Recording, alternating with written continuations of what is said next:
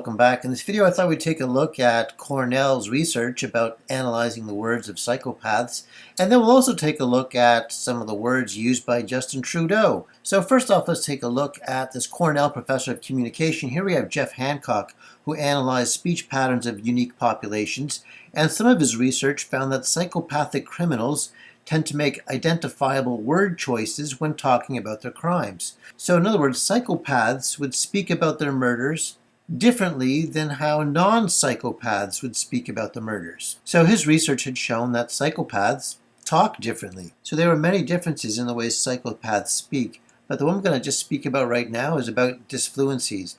So when psychopaths were speaking about something emotional, there would be greater disfluencies. It's as if they are emotionally barren, so they have difficulty putting words to the emotions because the emotions aren't there. It would be like describing a scene that you haven't seen or describing a book that you haven't read. So for the psychopath, their speech pattern, when speaking about highly emotional events such as a murder they committed, it would be spoken with more disfluencies. And now let's hear Cornell professor Jeff Hancock speak precisely about this. So we looked at also the emotional tone.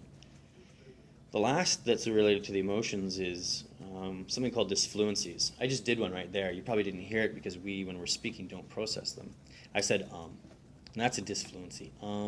Repetitions, turns out when you look at videotape and you go back to conversations, they're not nearly as smooth as we believe them to be. They're very, very messy, but we don't hear it. We hear just beautiful language being spoken all the time, with the exception, for example, of professional speakers like radio announcers. I'm going to pause right there because I think radio announcers are great professional speakers, but so are politicians.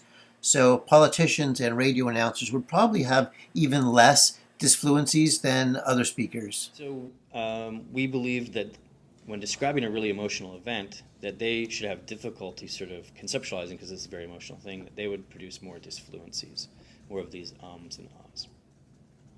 So there's multiple examples of disfluencies, but I'm just going to list a couple of them here. So word repetition, phrase repetition, revision, and using incomplete phrases. And now let's hear Justin Trudeau speaking about a very emotional event that occurred when he was invoking the Emergencies Act. Now we'll hear him on the stand just as this is getting to the very end of this inquiry. Opinion within Canada? Yes. And here's the final question. Now at this moment, Trudeau realizes that the time has run out, and all he has to do here really is just to run out the clock. And I think that he not only runs out the clock here, but he shows a tremendous amount of these disfluencies in his last response. So I've taken a transcription of it, and I'm posting it up here so that you can see it and judge for yourself. So what I'm trying to get at, because you're over your time. Actually, just on that last question, a significant division of perspectives.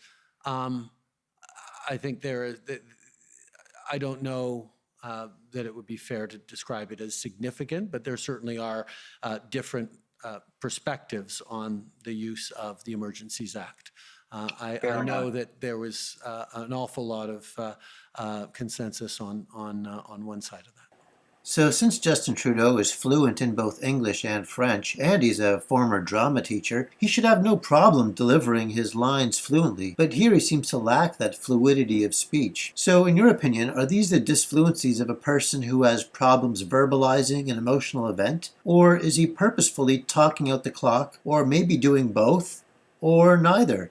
Let me know in the comments below. And also, if you'd like to subscribe, that would be a wonderful signal letting me and YouTube know that you like this type of content. Thanks so much. This is DS Yvonne at reprogrammingmind.com. Bye for now.